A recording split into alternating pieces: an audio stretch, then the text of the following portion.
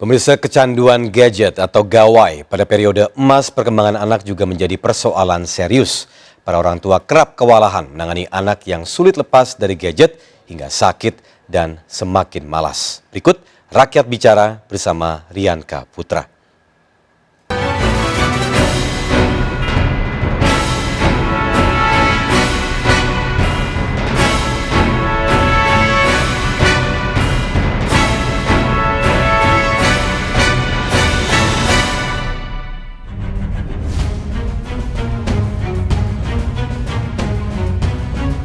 Permasalahan anak-anak di Indonesia makin hari makin pelik, tak hanya soal gizi buruk. Namun di zaman teknologi canggih seperti ini, kecanduan gadget atau gawai juga menjadi persoalan serius bagi para anak-anak.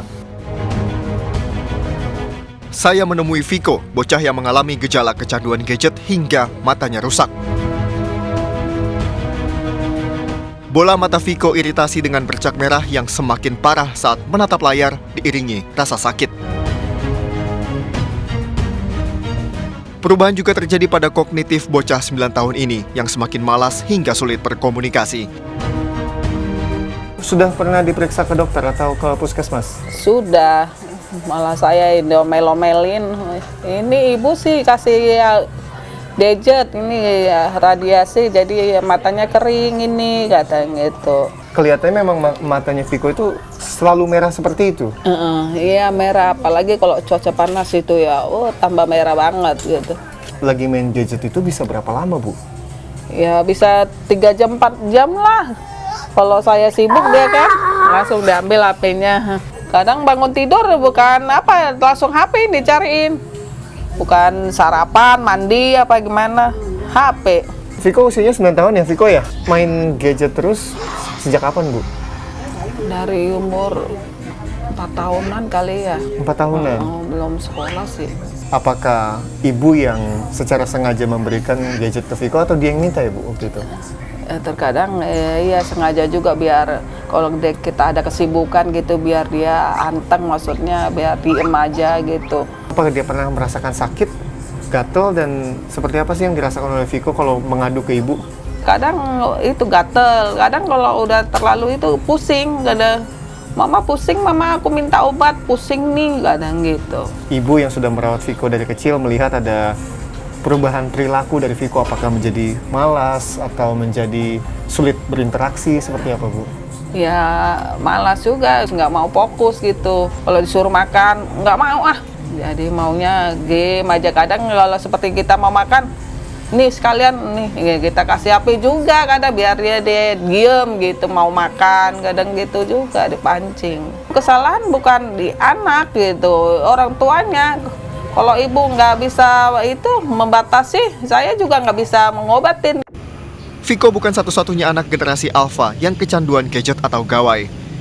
Masa keemasan perkembangan anak dari sejak lahir hingga usia 5 atau 8 tahun terampas.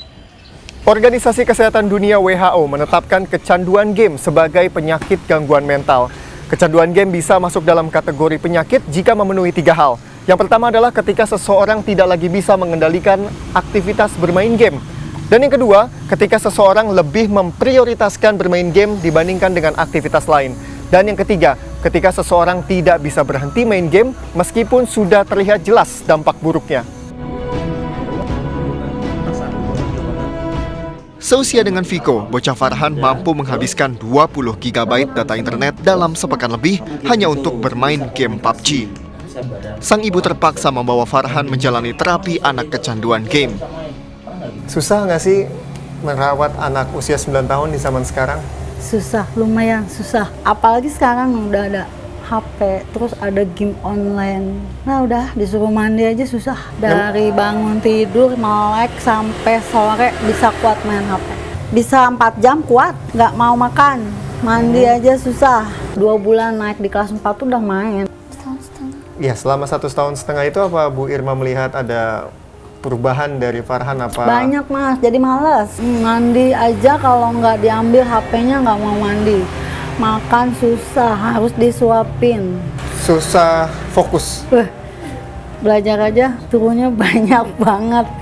Cuma ibu nggak khawatir karena PUBG itu kan permainannya lumayan keras ya, kekerasan, tembak-tembakan, bunuh-bunuhan itu. Kadang-kadang tanpa pengetahuan saya juga, Mas. Terus kalau saya mau hapus permainan PUBG-nya, HP-nya pakai password yang saya nggak tahu. Kalau anak hanya diserahkan ke kami untuk diterapi tanpa keterlibatan orang tua, itu biasanya efektivitasnya kurang. Karena anak pasti nanti ketika di rumah melakukan pola yang sama.